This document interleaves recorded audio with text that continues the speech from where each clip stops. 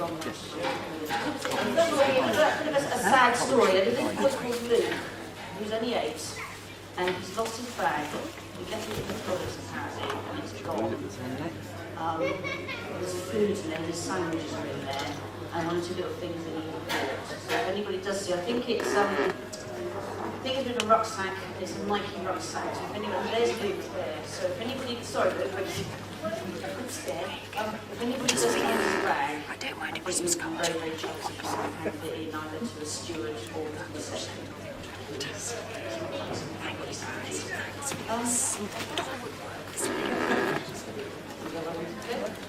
Right, the ultimate panel of the weekend, so you can see the finishing line there.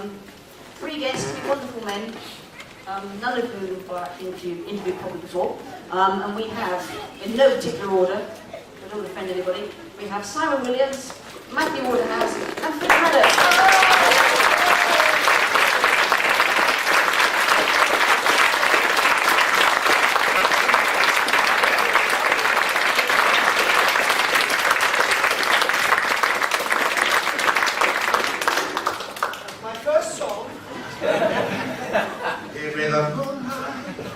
Here we are. Night night.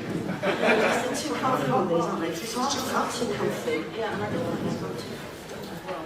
All was emptied after Fraser Hines. You said that would happen. Lie down You said that after would Fraser. happen. Never mind, when I was at work all the time, they'll be flocking it. Flocking. Yes, I did say flock.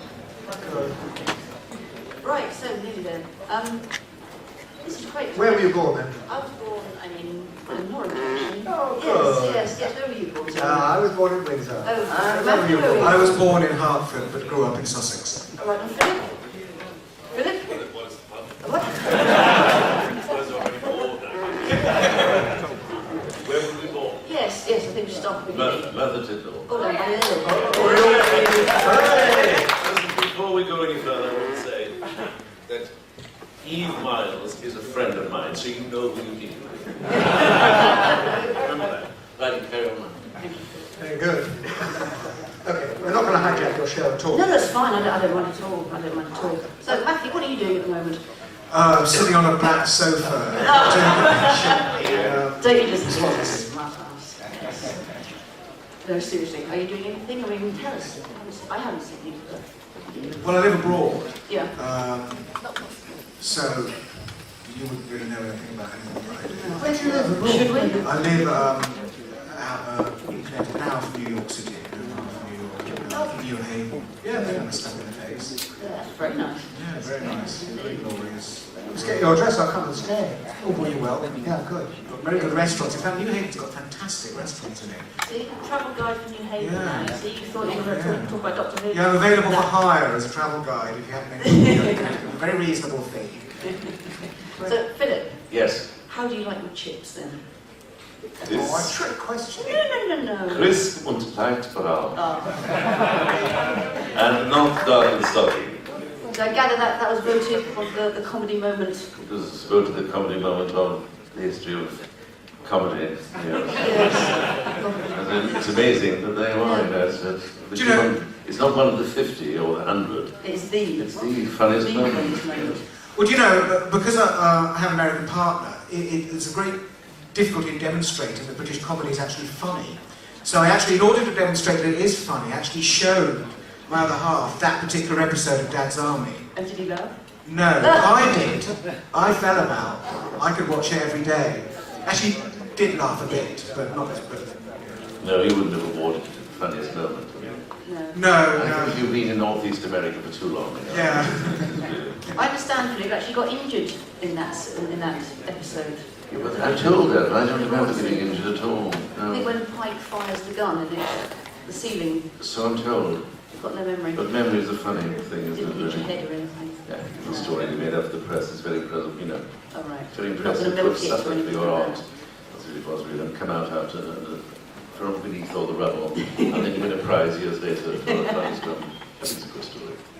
Simon, what are your memories of remembrance of the Daleks? My memories of remembrance of the Daleks. Well, the thing about being an actor generally is that it's just a ridiculous amount of fun doing it. They were just just a great team of people.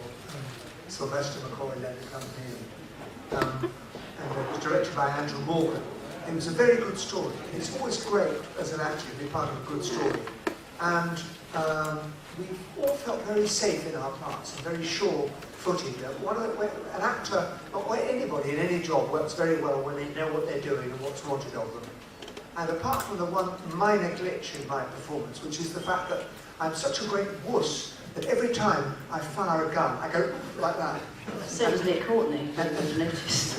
And Andrew Morgan said, the only shots I can use of you running into the room and firing the gun are when the gun doesn't work. And we put a bang on, so it goes, and you look quite cool and quite sort of butch. And we put the bang on afterwards. But when the gun goes off, oh no.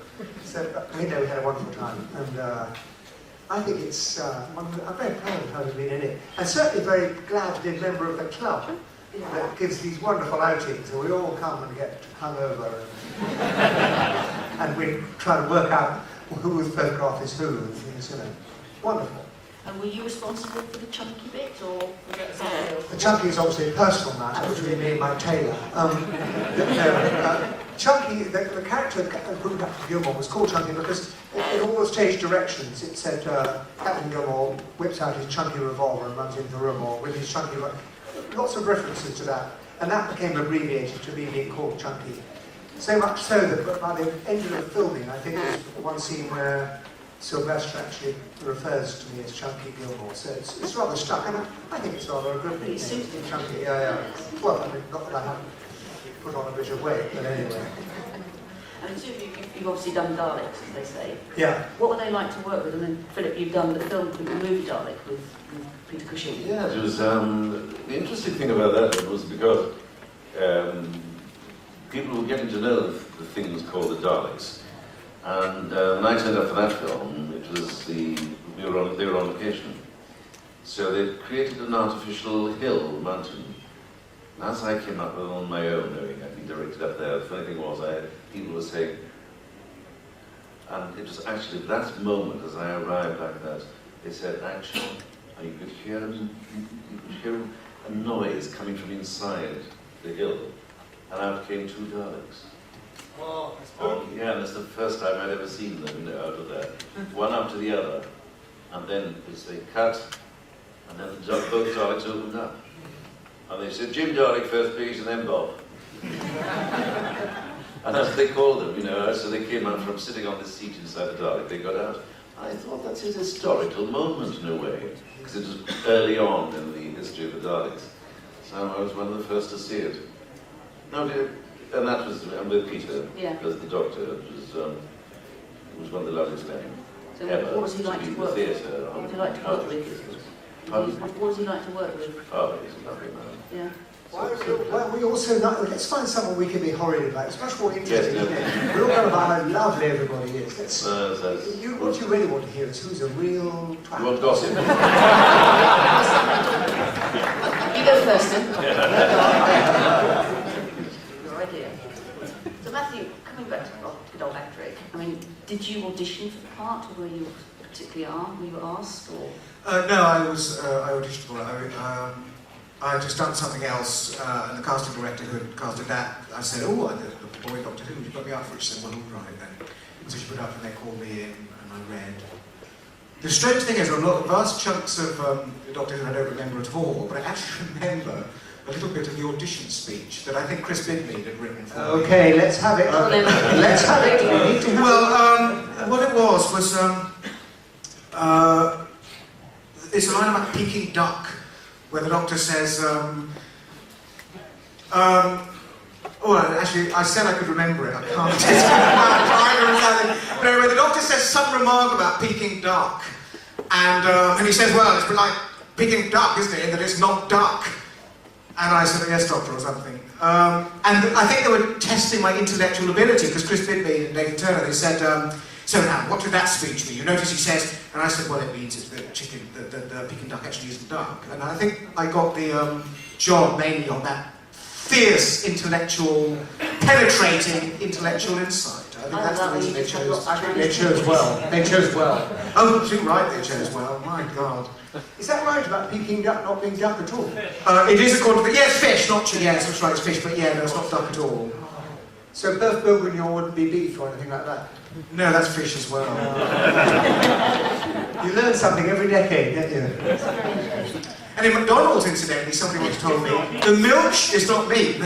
But also, apparently the milkshake is potato. Apparently McDonald's milkshake is potato, it's not meat. Did you? I'm not meat, I'm not meat. Sorry, I'm comfortable on the cow. It's getting surreal, aren't it's getting a bit surreal. Yes. I didn't know you were intellectual. I didn't realise you were. Well, now you do. It takes one to know one, you know, the funny handshake, you know, yeah. How was Adric described to you, and did you kind of take any notice of that? Oh no, not at all. Good man. No, it wasn't. Well, they had this idea he was going to be half mathematical genius and half artful dodger. This was the idea. So he's brilliant and he adds up very quickly. How old were you then? 18. Yeah. But I look really young. I suppose he was supposed to be about 14, I think, or 15. Though in fact, I always felt from script to script his age seemed subtly to change. So in some episodes he seems kind of like 16, and in other ones he seems like 14. It was one of those very odd things where the continuity never quite sort of ran in a straight line, I always thought. But you know, so essentially that was it. That was the idea. Mathematical genius, artful dodger, brilliant, goes around stealing things. That's the depth of thought that goes into characters on Doctor Who. That's how deeply we think in order to create these brilliant and rounded and profound observations of the human condition, or in that case, the alien condition. I've just finished a stint on family affairs, and they said, well, I'd like to go into the show, and I looked at that show, and they said, this is how long we want you for. I said, can you tell me anything about the character? And they rang out and said, yes, we can tell you about the character, he's called Howard. So I put the phone down, I looked in the mirror, and I went, Howard. I said, okay, fine, Howard's okay. That's about as much thought that they give it, you know, they say, fine, it's called Howard. Do you find that nowadays, Philip, that kind of no thinking involved television? Oh, it's a hell of a long subject, that is. I mean, you know, no, we haven't got that time. We need months, months to discuss things that we have not welcomed in our career. You know, so minds very seldom meet.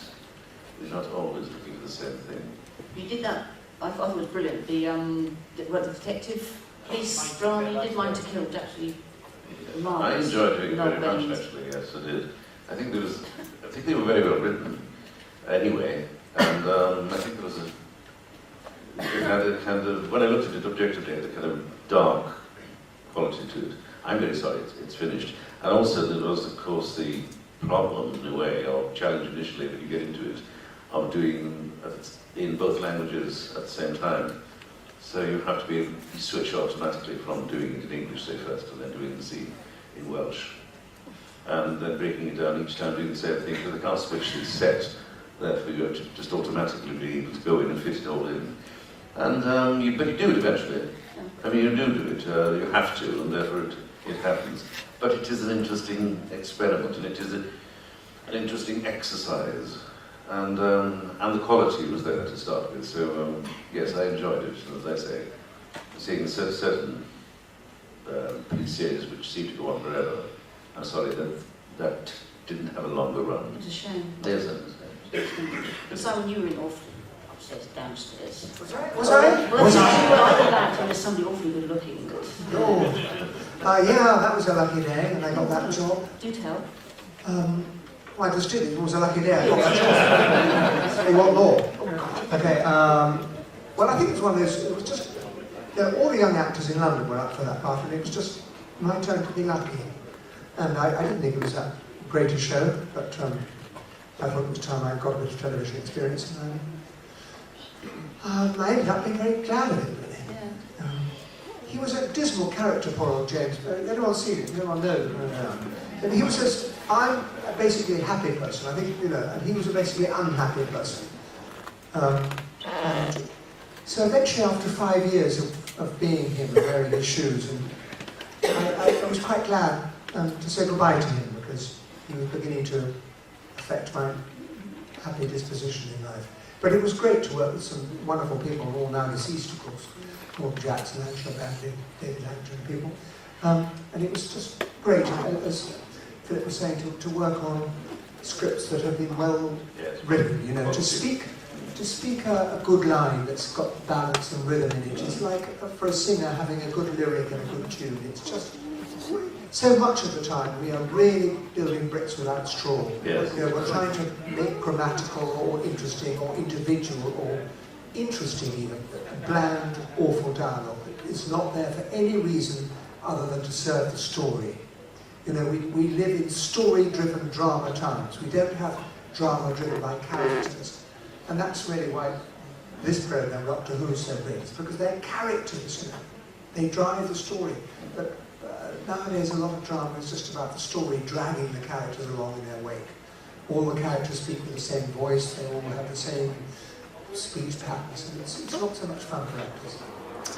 Unless, of course, you're called Howard. Philip, you've done so many Doctor Who's and all of them absolutely fabulous. But which was your favourite? Please say The favourite Doctor Who? Well, it would be the Morbius thing, simply because I saw it again like years ago. I hadn't seen it for a long time.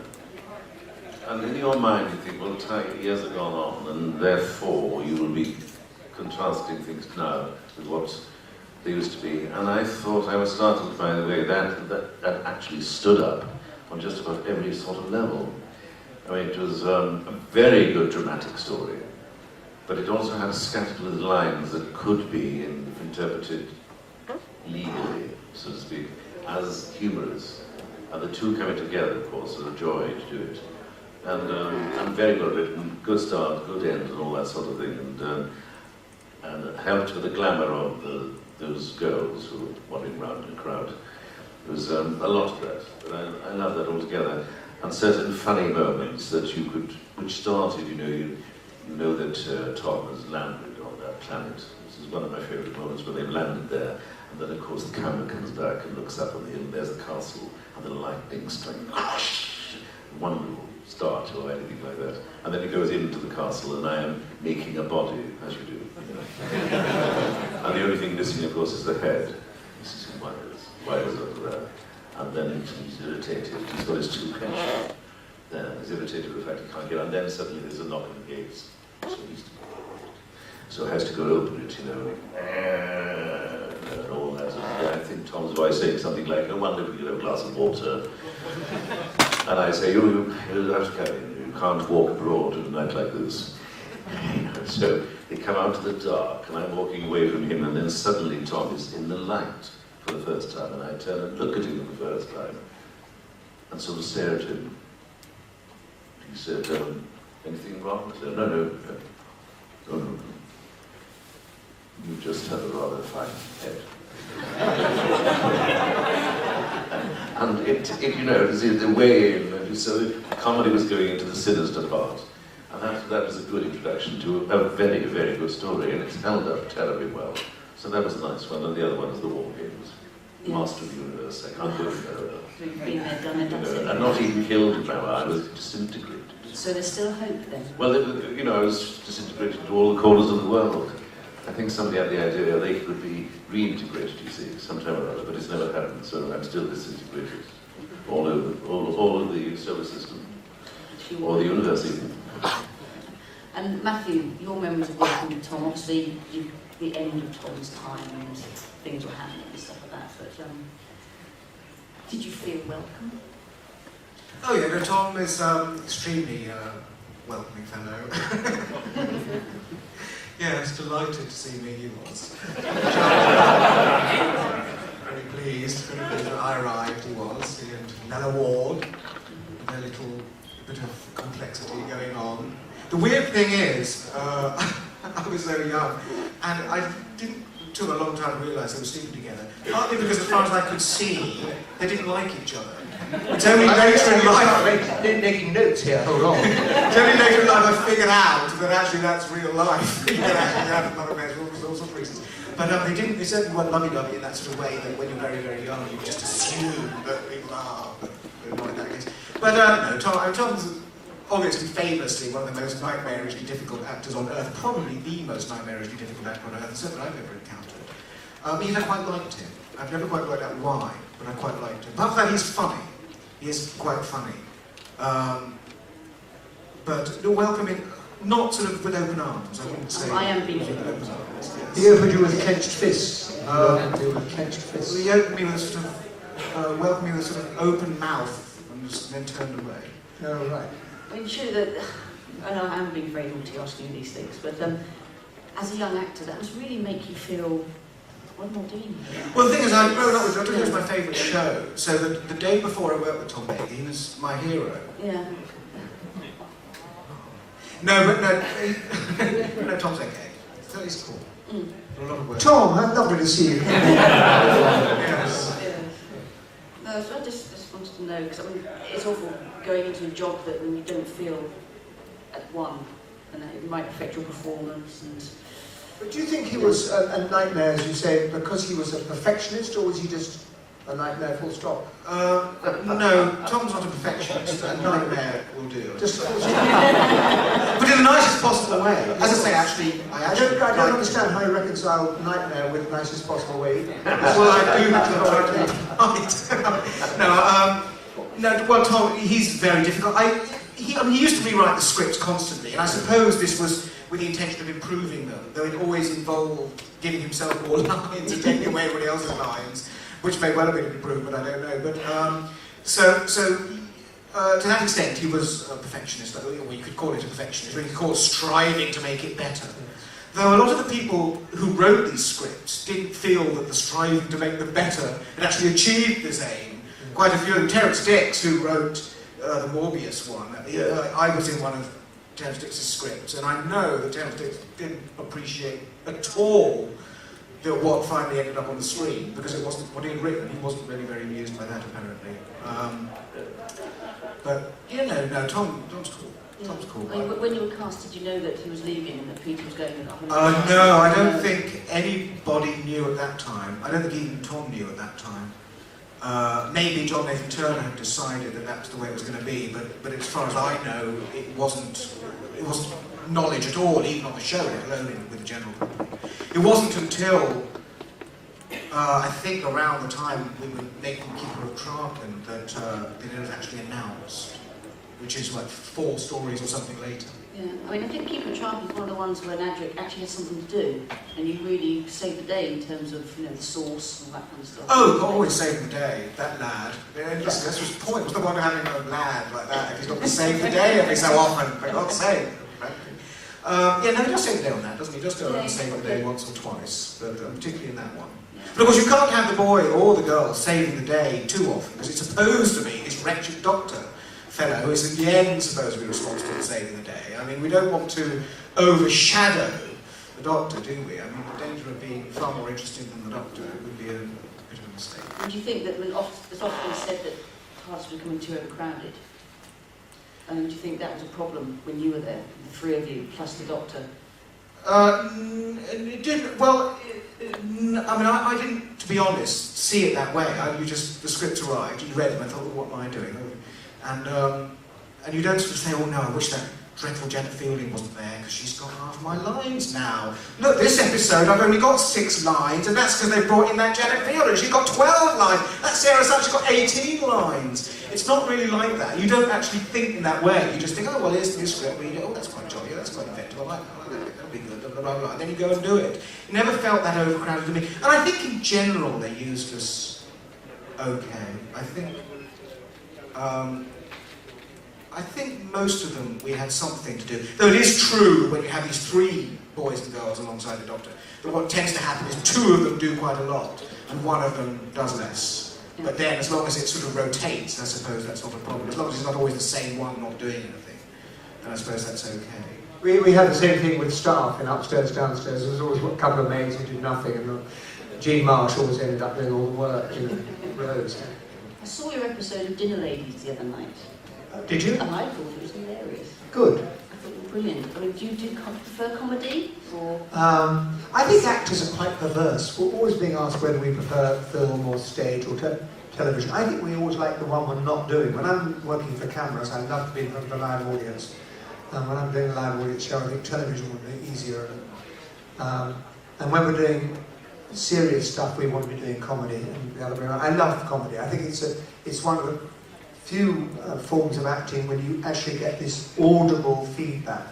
You don't get that. You get a wonderful silence with drama, but with comedy, that noise of laughter rolling down the stalls towards you, it's very, very supportive, and it's wonderful to hear. But there's nothing worse than that wonderful silence that comes when the comedy isn't going very well. That is a wonderful silence. That yes, it's suicide time, isn't it? But with Victoria Wood, of course, she just writes such great stuff. Yeah. I think Victoria Wood and Anna Bennett, between them, have middling and completely strapped down in terms of our national character, and would go to the ends of the earth to work for her. And then Philip, with your comedy, I mean, we talk about the chips, but also the frog in porridge. Oh. Well, that was, yeah, I have done a lot of sort in the past, particularly the straight man, with a lot of very well-known comic actors or comedians. And when Ronnie Barker phones up, and I didn't know him, and then says, there's a part in this, in my show, that I'd like you to play. Well, there's no way you can say, can I read it first, please? You know, because Ronnie being the best, you immediately are delighted and surprised that you're going to be in his show. And of course, in rehearsal then, the rehearsals were all in several weeks.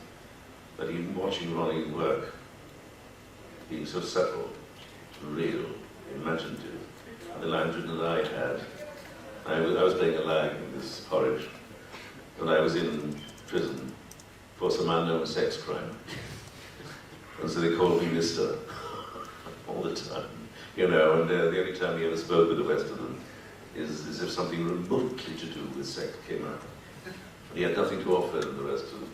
There were no subject at all interested him except that one. And then this, somebody mentioned something about frogs. And I come alive.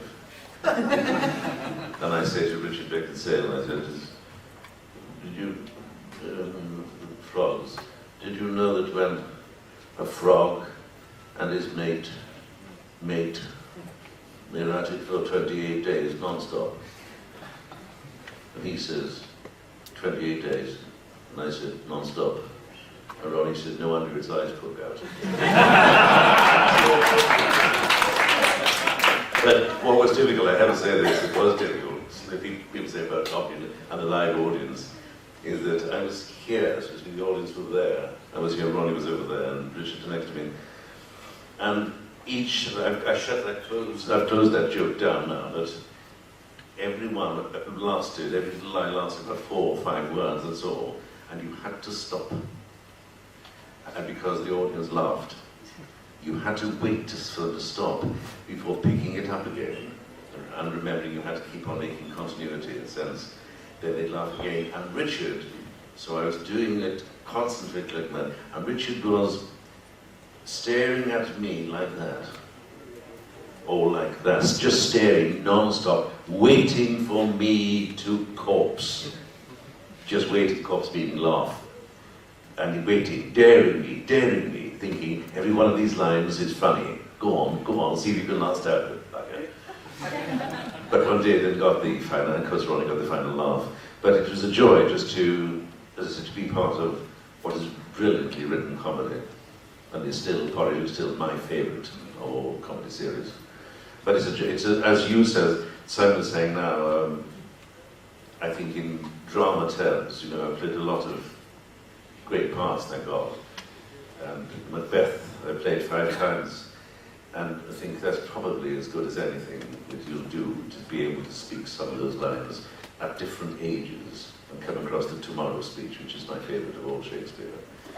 But then I did just a farce called Home is Where Your Clothes Are. And I can't go into the story of that, but there are I'd love to nights hear when... you just do the opening of that speech you just mentioned. Just do it. Tomorrow, Yes. and tomorrow, and tomorrow creeps in this petty pace from day to day, to the last syllable of recorded time. And all our yesterdays have lighted fools the way to dusty death. Out, brief candle. Life's where the poor player struts and frets his hour upon the stage. And let it seen no more. This is a tale told by an idiot, full of sound and fury, signifying nothing.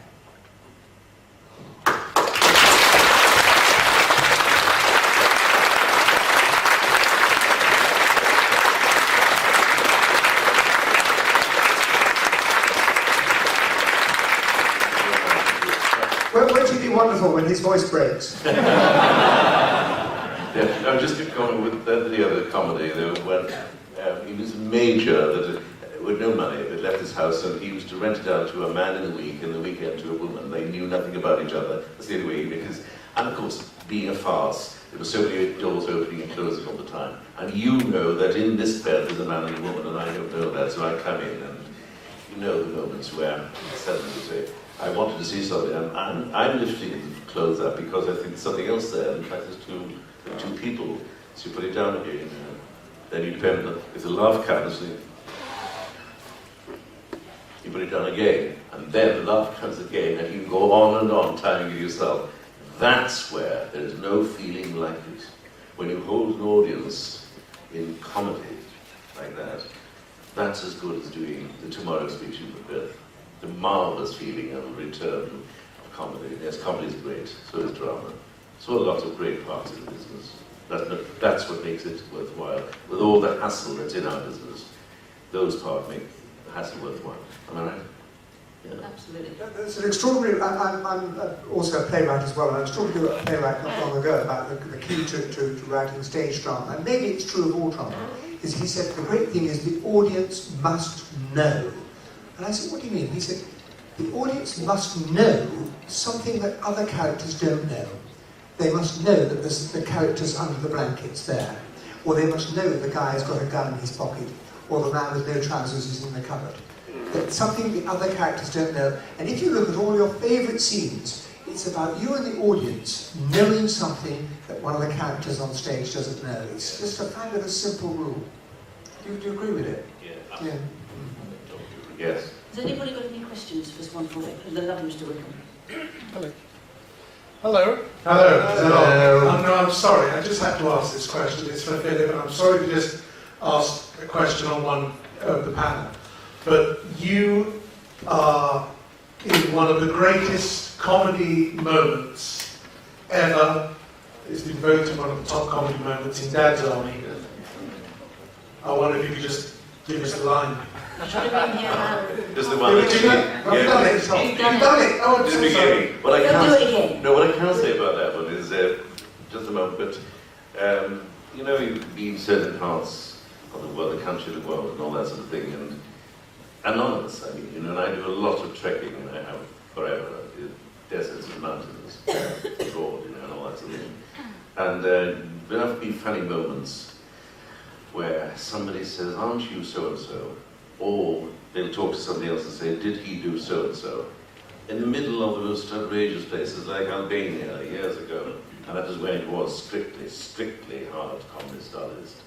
In the middle of this, somebody came up and said to me that the maid over there had seen me in a thing called The Count of Monte Cristo, and I played the villain. Was that me? And you wonder, because Albania wasn't even allowed, had no out, they weren't allowed out of Albania, you know, so how did they know?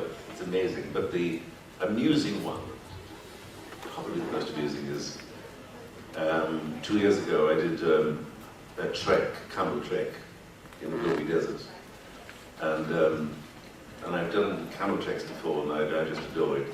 The desert could be magnificent. Anyway, when I went the third day out, I was number 2 camel, number 1 was a Chinaman who was supposed to be taking us that way. I could have taken him as well as he did, but I was number 2 camel. And and we came to the top of this dune unexpectedly, and that it went down straight, like that. So he had to get off and find a way down for us. All I can say, if you ever are on a camel, just rely on the camel, they're marvellous. But anyway, so and while he was going down, I was just looking at these magnificent dunes, this wonderful weather stretching away. And the people with me were British, actually, but being British, we really haven't got to know each other in 3 days. And then from behind me, and I was, as I say, number 2, but I don't know that was number 1, because the Chinaman was down there somewhere. From behind me, number 3 camel, about 10, 12 yards from me, said, "Hello, hello." And I turned around like that. I said, "Yes." He said, this was an accountant from the Isle of Man, actually. He said, "Are you the U-boat commander from Dad's army?" And I said, "Yes." "Oh," he said, "really?" And he turned around and he said, "Yes, you are right." And I thought, it's happened several times, but not in the middle of the Gobi Desert. Yeah, it's just amazing. I mean, I've had residual checks from Abu Dhabi. Virtually every place on earth, this stuff gets circulated. It's one of the extraordinary things about TV, the way it goes everywhere. I once read an interview with Peter Falk, who plays Columbo. Do you know Columbo is huge in Iran? This is some really, apparently, it's just huge in Iran. Isn't that weird? Why is that, I wonder? Anyone got any ideas why big folks should be big in Iran? Yeah. I mean, I didn't know his comedy went down in Iran at all. I shall be thinking of you whenever I see you henceforward. I shall think number 2 camel. Number 2 camel. The accountant sounds like a good part for me. I could play that part. I could play the accountant from the Isle of Man. Oh, you could have done that? Yeah, I could play that. There's a story there somewhere, I know. Yes. Any more questions? There's one over there. Sorry, I'm just trying to read my key. Oh, shout it out, we can hear. Simon, Hooray, one for me. Simon, you've had your own experience in farce. I remember seeing you in a production of See How They Run a large number of years ago with Royce Mills, Ron Alderton. How enjoyable is an experience like that in farce, and how difficult is it? I think there's probably some equation that says that the more complicated the farce, the more difficult the rehearsals are. It's like rehearsing a meticulous piece of machinery. A farce is a piece of machinery. The eye and the ear have to track the story to a millisecond across the stage and around the stage. So it needs incredible discipline. Somebody has to lob up a feed line on one side of the stage for someone else, to hear and get the punchline. Doors have to slam, trousers have to fall. It's very, very meticulous. So it's quite often not the free-ranging exploration of character that acting normally is. It's really largely technical exercise doing a farce. You establish who the characters are, and they're quite thumbnail characters. There's a pompous vicar or a bumbling bookkeeper or something, and the characters are established very quickly. But the mechanics of how you get the laughter and how you get the situations sorted is what the rehearsal is all about. They're not always the happiest things to rehearse farces. They're great to play, but they're hell to rehearse. Is that right? I think so. I mean, they never cease to be. They can be very well written, and that's a great help, which does help your imagination then to let loose and use your own ability, and technique. This thing we call technique does come into it, because you've got to be able, stagecraft and know your audiences and timing everything. That takes. Well, it was great in this instance to be working with Maureen Lipman, who I'd done Agony with, and she was fabulously funny. Very, very funny. She came on with her inner tube. The Skiller, yeah, exactly. Very, very. She's a wonderfully funny actress to work with. She's one of the 5 or 6 great people I've worked with. I did a farce I did No Sex Please Were British with Michael Crawford, and Lady Jason took over from him, and I learned a lot from them. I did 2 films with Peter Sellers, and he was a comic genius, really. And I think maybe Maureen is in that list as well. Can I say one thing, kind of going back from what you said about our association, say, with the writers and the directors, and that it isn't often, unfortunately, that the minds meet in treatment. I did a film a long time ago with Joan Crawford, and she was super and all that sort of thing. But anyway, there was a scene in which I was about sexes, things like that. And my girlfriend was Diana Dawes. And More about that or not, please.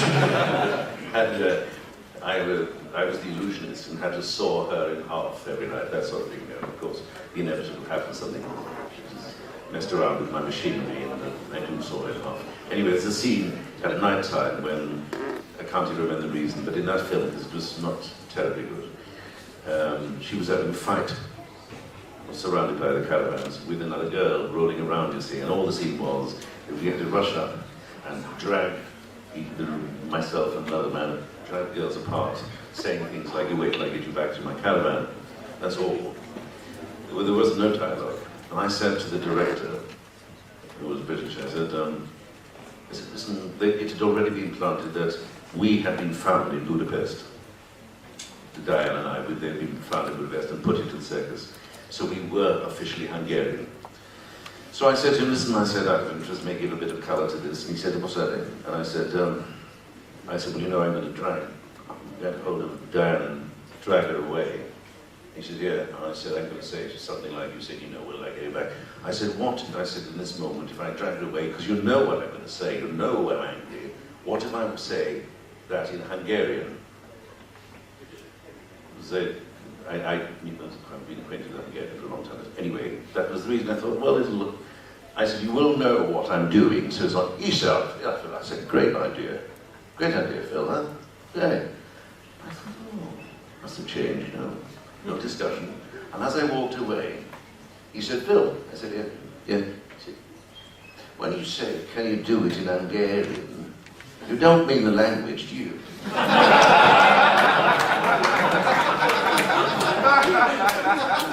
And I said, yes, I do mean the language. He said, only the Yanks going to understand it. And that's where the minds do not meet. And there are endless examples, as the Boy Scout can agree with. Coming back to Doctor Who, because actually that's why we're all here. Have you guys, have you been watching it? Have you seen any of the new series? And what do you think going down the sofa? It's very good. My grandson is only just under 3 years old, so he wasn't quite old enough for hiding behind the sofa yet, but I've been warming up for the next series by watching it and loving it. And it's just so good to see things come back. Everything in life is cyclical, and it's very good to see that Doctor Who's now back as a top show. And I think it's been really well done. Yeah. It's great to see it back, isn't it? Yeah. Thank you. Thanks, Phil. Have you seen any of it over? No, I haven't seen a single glimpse of it. I haven't seen a second of it. I would like to. It's something I really like, and I know that it's really well. It's gone down really well, and I've heard little bits about it, like it had the Autons in it. The Autons was a really great villain, like in 1970, and suddenly 2005 they're back, and apparently it was really cool. It was really good, but I just haven't seen it. It's interesting because the Doctor Who.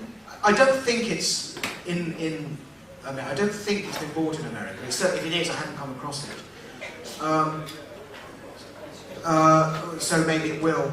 But it's actually strange that the penetration that the show has in the British consciousness, and how when you're in Britain you come across it in sort of strange, obscure ways all the time. You go to Cornwall a while back, and somebody's got an antique shop called the TARDIS, which is painted blue. You just walk down the street. You see, you just come across it in these obscure ways constantly. And in the States, you don't. I feel so distant from it. I never walk into a shop and see a copy of the Radio Times with Doctor Who on the front. So it's something that's very distant to me now. And then I come back here, I land at Heathrow. About 5 minutes later, I go to Smith or something to pick up the Independent, and there across the room is some new book, Doctor Who's Book of Villains, and suddenly it's back. Suddenly it's in my consciousness again because it's somehow embedded in the consciousness of this country. Does that make sense? You come across it all the time. But over there you don't come across it. Even though there is a little Doctor Who cult of a sort, it hasn't made any wider penetration. I feel very sorry for America in that respect. Oh yes, what a tragic loss. Do you find that when you come back you think, oh gosh, here we go again, Adric's back, and I've got to go through all that, and... No, I've been through phases of that. I mean, when you do a show 25 years ago and it's a cult and these conventions and so forth happen, every actor who's been in Doctor Who for any length of time, if they're honest, has gone through phases of just knowing it and testing it and think I never want to hear about it again. But that sort of all withered away a long time ago. Do you think Star Trek in America is as big as Doctor Who is here? Well, the Star Trek is... Star Trek, I would actually say, is probably even more deeply in the American consciousness than Doctor Who is in the British. Star Trek's huge over there. I don't actually know, apart from the old ones with Mr. Spock in them, I've never seen, I don't know anything about all these new renditions of Star Trek. What do you do in the evenings? Something far too interesting to announce on a stage. Philip, have you seen any bits? Yeah, so I waited sort of in anticipation, because if you've been involved in any way, and not as a doctor, not as a companion, but as a guest on a couple of very good ones, you have a sort of affection for it, and there is a concern that when it comes back, because you have been associated with it, you want it to be good. Just that nobody wants to be associated with something that has no quality. And I can honestly say, actually, by the end of the first episode, even as the first episode started, there was a sound, confident quality about it, actually almost moving into on another level. And it was rounded, and the elements coming in, fitted in. I thought, no, this means this is going to be a good series, and the quality will stay right through. That's my first impression, and it's lasted. I do think this Russell Davies guy is a very good TV writer. I think he really is on top of it. I saw Queer as Folk, the British version, which of course actually has a Doctor Who connection because the dog K9 makes a sort of, I suppose, a sort of supporting appearance. But I thought it was really funny and tight and good and fun and interesting and inventive. And this guy really, if you're going to revive Doctor Who, I think he's probably the guy to do it. So you were probably one of the first fans to be of the programme to be cast in a major role in the programme. Yeah. Any advice for David Tennant? Who's David Tennant? Sorry, you don't Tut. The upcoming new Doctor Who. That's yeah. the one, that's the guy. Yes. Yes. There's no advice. No, I don't think. Nothing at all. No, I don't think you would need my wisdom. I'm sure you're doing perfectly all right without my advice. But if What do you think about the brown pinstripe suit? What do you think about that? All those in favour say aye. Aye. All those against? Oh, I see. Yeah, but what big success for the brown pinstripe?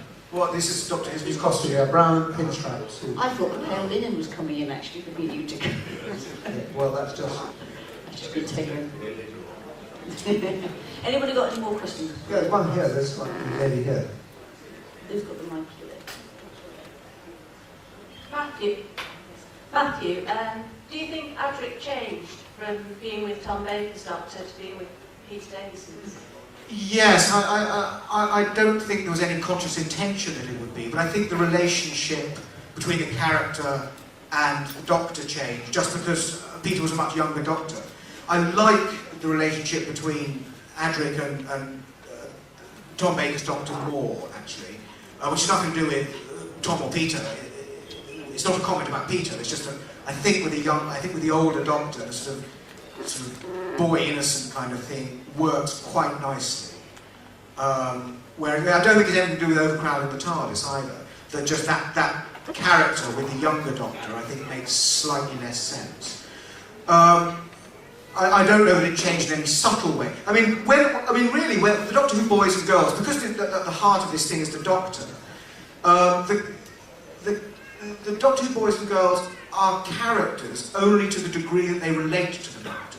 In other words, they're in the Doctor's, they become what their relationship with the Doctor is. That's really what they are. Does that make sense? So that he changes to that degree because the Doctor is different, his relationship with the Doctor is different, and he's defined by that way because he's not the central thing. He's not the character around which it all floats. He's one of those characters floating around the central pivot, if that's the way of putting it. So he changes for that reason, I think. Do you think if it wasn't a children's programme, initially they wouldn't be there? The Doctor Who companion. Well, I think what it essentially is it's the Holmes-Watson relationship. If you have this brilliant character that thinks brilliantly and doesn't have to explain anything to anybody, the only way an audience, be it a reader or a viewer, can find out what he's planning to do and what he's thinking is for him to have somebody to talk to. I suppose if it were done, if there was no thought of having of it appealing to children, then the companion might be slightly different. You could have an older companion. Tom Baker had this, actually I thought, wonderful idea. He wanted a companion of 93. He thought Doctor Who would be wonderful. He had a batty little old lady running around after him, which I actually think is quite attractive, because I quite like that idea, actually. But with a character like Sherlock or like Doctor Who, there needs to be somebody next to him to whom he can explain what's going on. So, I mean, the characters are, the Doctor Who companion is a device more than it's anything else. I don't think Alan Ward would have liked putting on all that makeup every day, would she? No. I've been given the shut up and get off the stage, Karen sign. I think that's what it was anyway. Oh, 3 minutes. Okay, got 3 minutes, so time for probably 2 more questions. Down there. Simon? Hello. Did you watch The Grand, which was called The New Upstairs Downstairs? The what? The Grand, Russell T Davies. Oh, The Grand, yes I did. And then I went and put the kettle on. That's it. It wasn't new enough to be different, and it wasn't different enough to be, it was not for me. But lovely, good to know people are working and things, It's flattering as well, isn't it? Leave it alone, really. Yes. Last question, I expect, from somebody at the front. Big back. Here we are, this gentleman. Yeah. Hello. Oh, yeah. I just wanted to ask Philip about Morpheus. Where did you draw your actual inspiration for Solon from? Because he scared the heebie-jeebies out of me. I drew the inspiration from nowhere at all. No, you didn't look at Frankenstein. I'm awfully sorry, that was just me.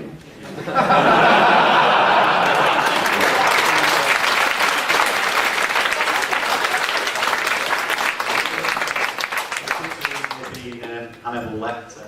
I beg your pardon? Could have been Hannibal Lecter. Oh, I could have done that, rather. I think Hannibal got his... Be afraid, be very Yeah. afraid. Got time for one more? Right, yeah, that's Colin.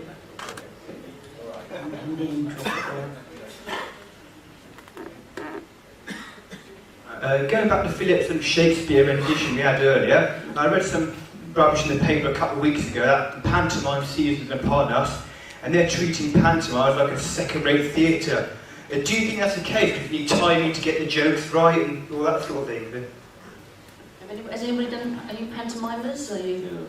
I think pantomime is, we'll all have a go at this one, but I think it is so many people's first experience in the theatre. It's very important that not only do we get the jokes right, but we get the story right, and we hook young people into the excitement of going to the theatre and watching a story being told.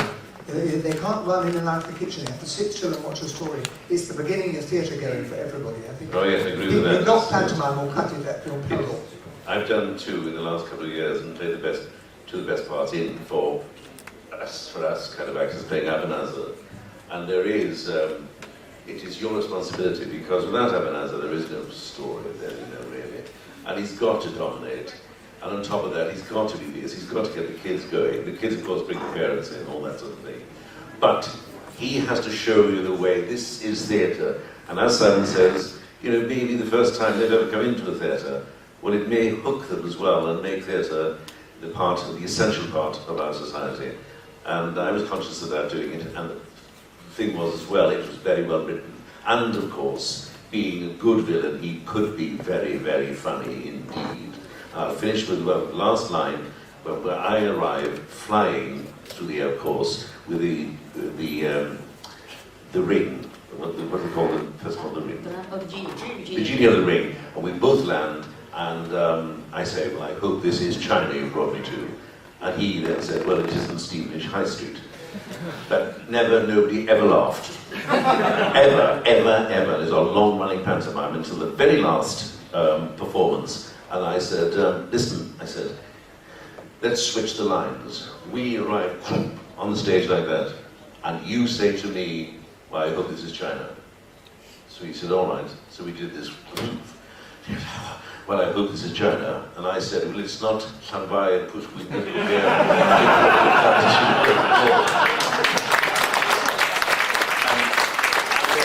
audience went up. And he came off, he was a little dwarf, and he came up and he said, why that bloody hell didn't do that before? And I said, well, we can learn right to the very end. No, it's a great experience. Matthew, very quickly. I've never done a pantomime. I've done lots of plays at Christmas, but never a pantomime in the sense of a pantomime dame and all that kind of stuff. It's very interesting, the thing about it being second-rate or theatre. One of the problems, I think, is that because it's a huge commercial event for Christmas theatre, therefore they have to get lots of quite big names, and particularly with the younger actors, they get names of soap operas. And the fact is that something like pantomime is actually a discipline, it's a skill. And it's not a skill that even a talented 21-year-old soap actor is not likely to find it particularly easy to do, but they need those people because they need people off the TV in order to get people to go. So it's a contradiction, it's a big problem that the actors who might be most capable of actually doing it. I think they're wrong there, because I think the star name is Cinderella or Aladdin. I don't think it's Joe Bloggs off EastEnders. Oh, I'm sure that's right, but they obviously feel the need to do it.